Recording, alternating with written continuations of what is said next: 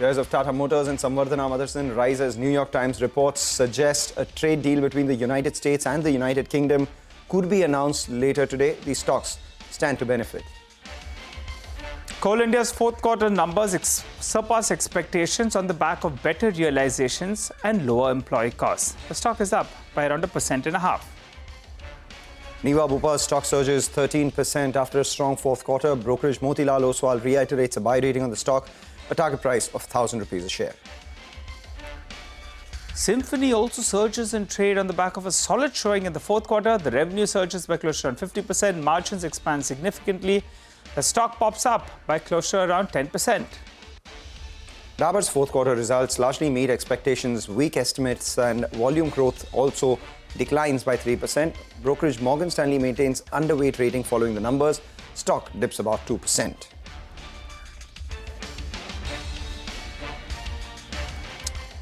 Hello and welcome to Chartbusters. We are coming to you live from the CNBC-TV18 Motilal Oswal studio. I'm Nigel. With me is Mangalam. And as we speak, the headline index, both the Nifty as well as the Sensex, there might tinge of red is what we can see out there. But if you want to get a better sense about how the market's doing today, you should look at the breadth of the market. The number of stocks advancing are 2,000, which compares with around 400 stocks that are declining. So the crisscross line should come up for you on the screen. The breadth of the market continues to favor the bulls. And I think that's the takeaway, that money is getting deployed. The markets are willing to look ahead of this skirmish that we're seeing on the borders. All is not clear still, but the market for the time being is prepared to look ahead. The broader markets have been doing well for the last couple of trading sessions. Even though the Nifty has been consolidating in this 100-200 point band over the last 4 or 5 sessions itself, today's band has been narrowed to 70 points itself. It's been an hour of trade. Let's see where it goes. The good part, apart from the broader markets doing well, is that the Nifty Bank also has been doing well, up around 0.4%. Let's get you an idea for profit coming in from our colleagues at Money Control Pro. Anubhav Sahu joins in with a stock. We're talking about Laurus Labs, which executed an upbeat Q4 fiscal 25, led by ramp up in the CDMO business. Now, it has been driven by several mid to late stage new chemical entities deliveries and steady increase in sales from new manufacturing assets. On account of that, CDMO business now constitute about 28% of sales compared to just 13% in fiscal 19. Now, this change in business mix is propelling margin profile for Laurus Labs. That said, company's current asset turnover is about 0.83 versus average historical asset turnover of 1.1 times. Now, this has been on account of the fact that nearly 50% of the capex in the last 4 years are either under ramp-up stage or still in investment phase. Now, in addition, long manufacturing lead time for the complex CDMO projects has also led to asset underutilization. Management believes that asset turnover should normalize in next 2 years, given demand visibility. With the improving margin profile and asset utilization levels, we expect the ROCE to reach mid-teens by fiscal 27. We also take notice that even though working capital loans have increased to support CDMO projects, financial leverage has gradually moderated. On the back of that, stock is trading at a reasonable valuation of 20 times EV by EBITDA for fiscal 27 estimates, and so we remain constructive. All right, we take that point. Thanks a lot, Anubhav, for that. Meanwhile, just keep an eye on a couple of the stocks from the consumption space. We have Trent, which is doing well. Trent has been all over the place, actually. Post results, it saw a pop. The next day, it saw some profit booking.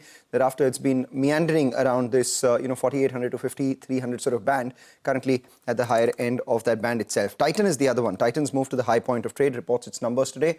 Another stock that reports its numbers today is Britannia. That too has moved into the green from the red at the higher end of today's trading range so far. But speaking about numbers, we have Godrej Consumer Products, which reported a largely in-line set of numbers. The fourth quarter, the volume growth was slightly higher than street expectations. The company is betting on innovations going forward and the consumption sentiment improving. Along with Shilpa, I discussed the numbers with the MD and CEO Sudhir Sithapati, along with the CFO Asif Malbari. Let's listen in. My sense is that in the next 12 to 18 months, demand conditions should improve overall. There's been the story of urban went up first, then rural. I don't really look at it like that. I just look at totality of consumer demand. And the reason I think that demand will be better in the next 12 to 18 months is I think food price inflation is down, and I think it's structurally down.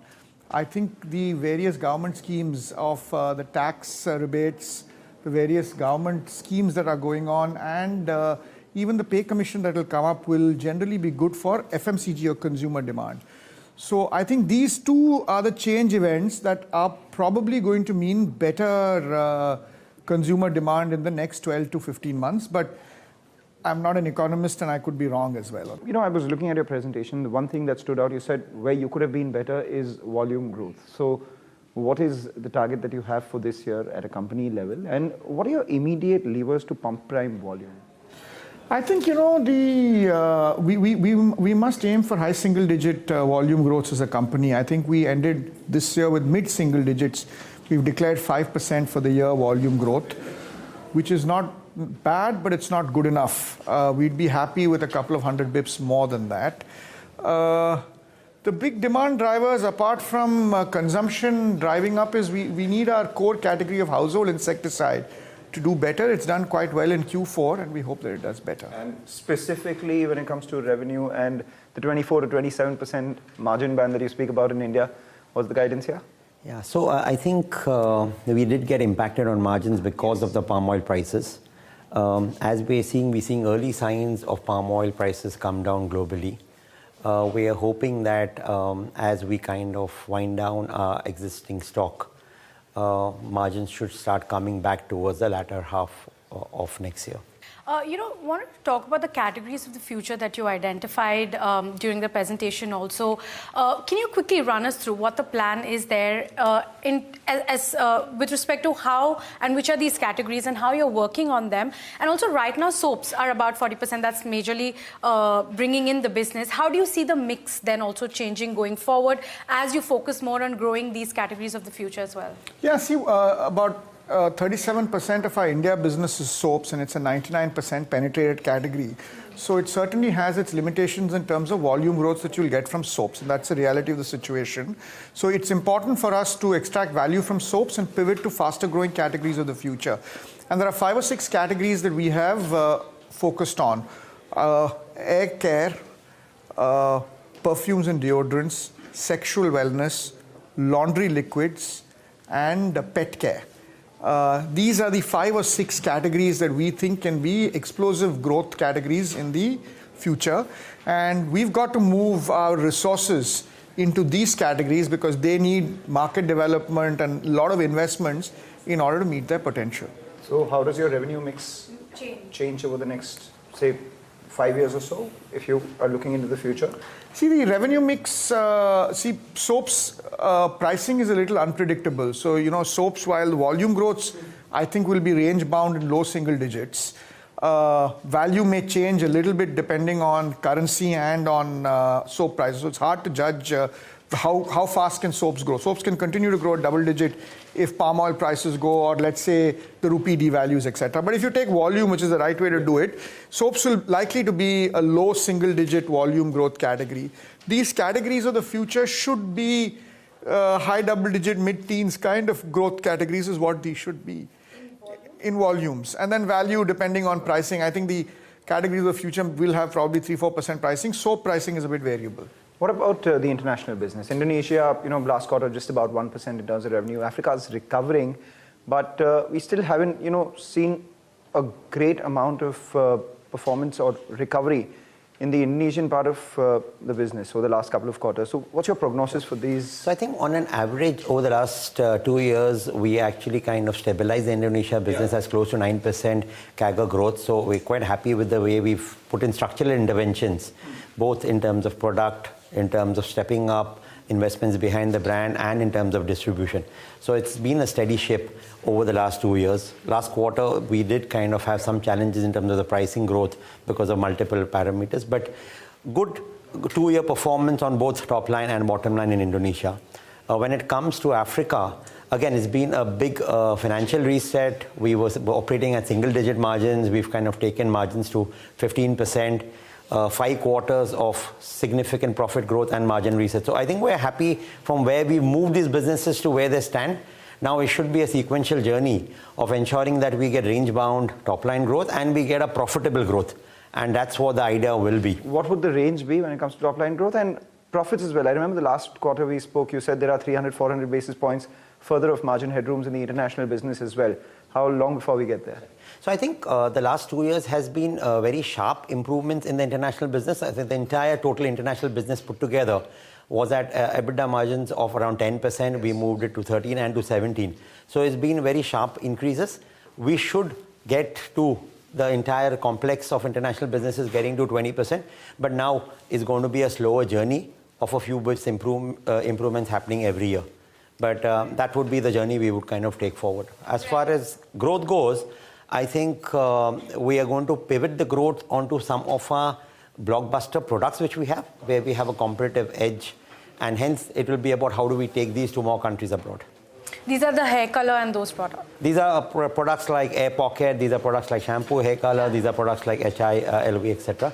So we know we have some really great products. It will be about how do we kind of distribute them to more countries across the world. Right. You don't want to talk about the pet care business also. You identified that as one of the next big bets that you have. You've done a small launch right now as you speak in Tamil Nadu. Can you run us through what the nationwide launch plan will be there, the nationwide rollout, what the plan there is, and what's your big bet on this business? How big do you see it? Do you think you'll be able to replicate the success that you saw with Fab? We've entered this category as a test launch in Tamil Nadu. These are all very long runway businesses, and one shouldn't get impatient. One should kind of, figure out the market. We're also new to this market, understand it, and kind of once we get all of it right, then roll it out. Whether it is as successful as other categories, only time will tell. But I think the important thing for a company like GCPL is we shouldn't get fazed by early failure. One must expect. One can hope for success, but one must expect failure when you do these kind of things, good odds of failing. And one must kind of internalize that and say, okay, we'll fail once, we'll fail twice, but eventually we'll succeed. And that's what we will do, hopefully, in pet care. So let's wrap it up with two things then. One, the Raymond portfolio. A year of consolidation, a year of trying to tweak the products, the SKUs, etc. What's the outlook here, prognosis? And second is Fab. It's a 250 crore annual run rate in terms of revenue business. Obviously, the TAM is a lot bigger here. What's your growth target here? What's your aspiration? I think the answer to both questions is similar. So maybe let me shoot it off by saying both these are categories that have massive growth potential, liquid detergents and deos and fragrances. Yes. And again, we're not fazed by success and failure. We've had early success in Fab, but we could easily have failure next year, but it doesn't mean much. I mean, similarly, we've had some ups and downs, some rocky starts in RCCL, but we're very excited with the innovation funnel that we're launching as we speak. What's your right to win in Fab? Because, yes, you've got success, like you said, but there are large incumbents. And you have newer players that are disrupting the market at a lower price. Till 5 years ago, we were 70%, or 7 years ago, we were 70% of the liquid detergent market in India. So the liquid detergent market in India was built by Easy, yes, which is very much a Godrej brand. To answer your question on right to win, right to win is determined by 2-3 things in our category, actually 2. One is the product differentiated and do consumers like it? And is it an exciting brand that consumers kind of identify with?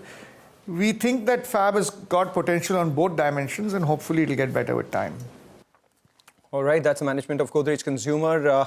8 to 9% sort of volume growth is what they're guiding for this year, along with sequential improvement in margins.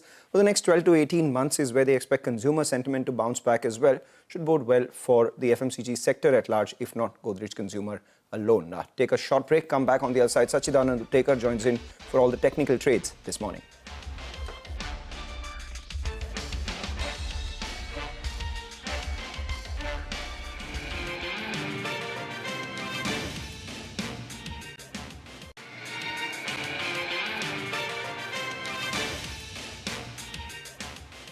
Welcome back. You're tuned into Chartbusters here on CNBC-TV18. Well, keep an eye out on the headline index. The Nifty is more or less flattish, but Trent has spiked up to the high point of the day, and that one's moving with some momentum. So I think you should keep an eye out on that one.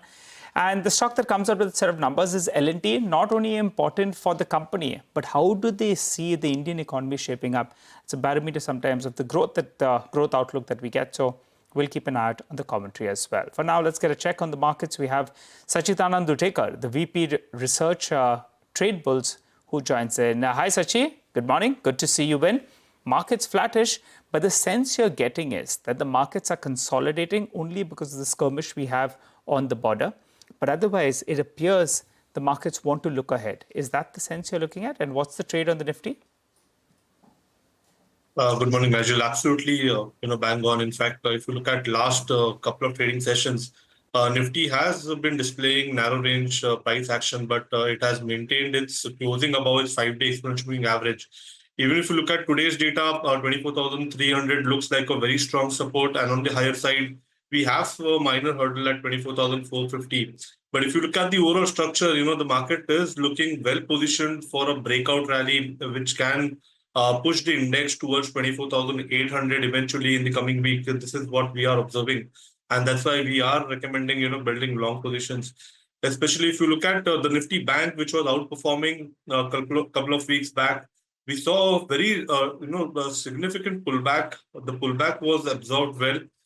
We saw a piercing line formation in yesterday's trading session near the 20-day exponential moving average support.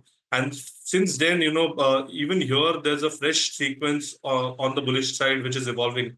So we are of the opinion that the outperformance in Nifty Bank, would push or would help the Nifty, surpass that 24,500 kind of a zone. And we may see a rally towards 24,800, 25,180 eventually during this particular series itself. So we are recommending building long positions. From an index perspective, I think the reward to risk opportunity is much better in Nifty Bank. One can keep a stop loss at 54,650 on a closing basis and deploy some long positions in Nifty Bank for an immediate target of around 55,650, followed by a positional target at 56,000. Right, Sachi, individual stocks, what would you recommend right now? Good morning, Mangalam. Mangalam, ICICI Bank has been on our radar. It is one particular stock which has been doing significantly well. It has been, outperforming even the Nifty Bank performance. So if you look at the way it has consolidated, it looks like a classic bullish flag formation. We are expecting that this particular rally may continue towards 1485, eventually leading its way towards 1550, which is the pattern target of this bullish flag formation. So we are recommending, building long positions at the current juncture as well, keeping a stop loss at around 1434 on a closing basis. The first target would be 1485, followed by a positional target of 1550. The other stock which has hit our radar and which we have recommended to our clients as well is Adani Ports. It's a very similar structure, a bullish pennant kind of formation on the daily scale, which has already given a fresh breakout. Now, if you look at the options data, even here, there looks like a trajectory open towards 1400, 1450. And that's why we are recommending, building long positions here, keeping a stop loss at around 1330 on a closing basis. The first target would be around 1400, followed by 1450. Okay, all right. Thanks a lot for that, Sachi. For the time being, though, we'll slip into a short break. You come back. We'll continue our focus on markets and we'll analyze various stocks. Don't go anywhere.